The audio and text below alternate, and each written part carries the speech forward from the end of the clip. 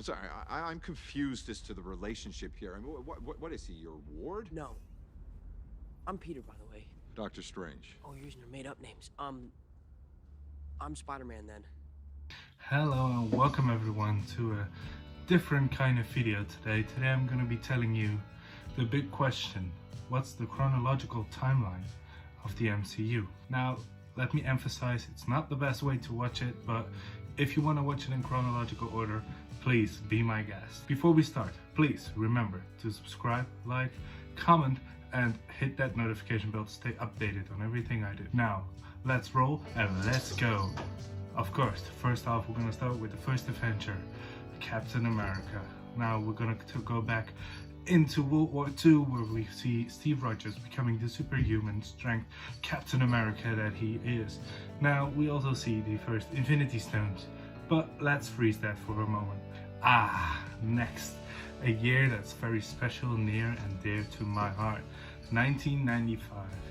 It's the year I was born, obviously, since I'm 24, and yeah, I guess Captain Marvel or something came down to Earth to save everything from the Skrulls and everything else.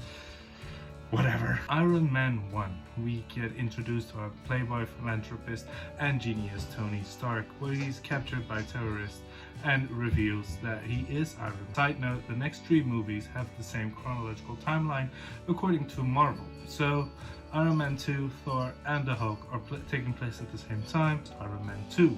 So, as we see Tony Stark dealing with his identity crisis and getting whiplashed, we see the first appearance of War Machine and Black Widow in the MCU. Next up, we see the Hulk, and like the Hulk, I'm always angry. And I got so angry, I wrote a strongly worded letter in 2008, and now we have Mark Ruffalo since the Avengers being the Hulk. My knowledge of Norse mythology doesn't come further than Thor and the game God of War, so I'm glad to see that we're gonna go back to Asgard and see Odin's son, Thor, get banished down to Earth.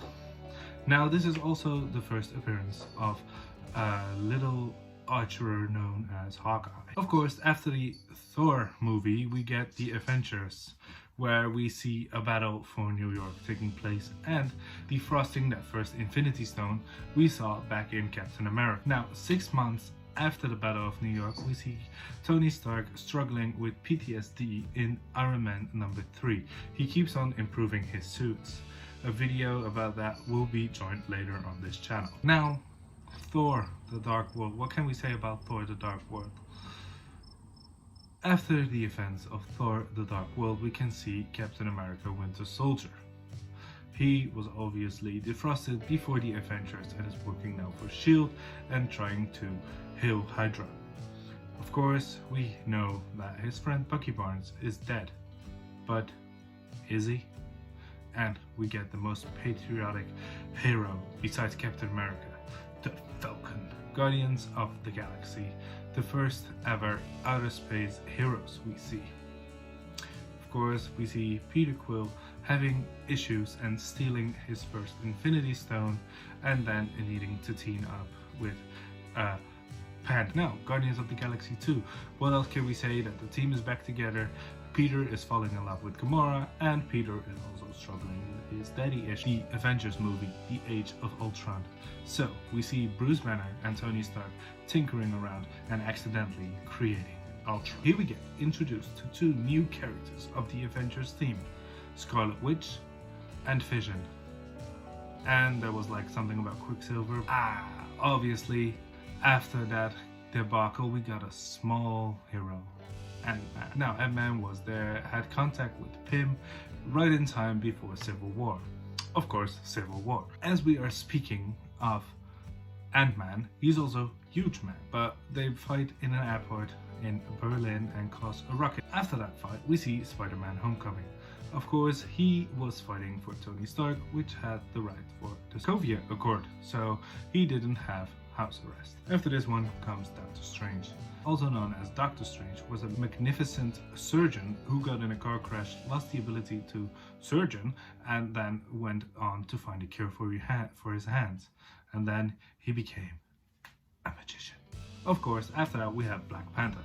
T'Challa needed to go back after the UN bombing that was present in Civil War. So he needs to now deal with his father's past in the form of Killmonger. After the events of Age of Ultron, we see Hulk leaving the planet.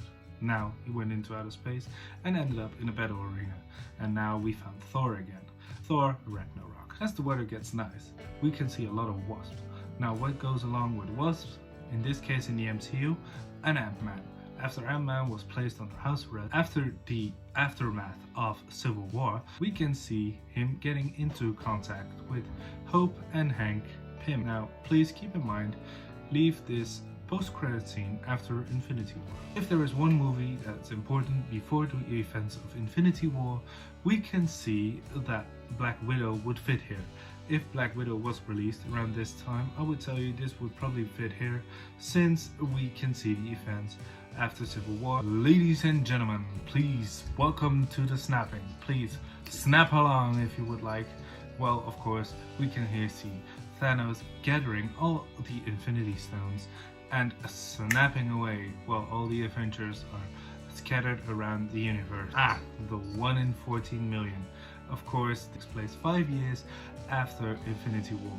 We talk about Avengers Endgame. Now, after the event of the snapping, we can see Spider-Man Far From Home. After all that battling and fighting, our friendly neighborhood Spider-Man is up for a country trip in Europe. But he doesn't know Nick Fury is following him. So, with that said, we came towards the end of the timeline. That is the MCU chronological timeline. Now, before we go, please, I would like to remind you to subscribe, comment, like, and hit that notification bell to stay updated on everything I do.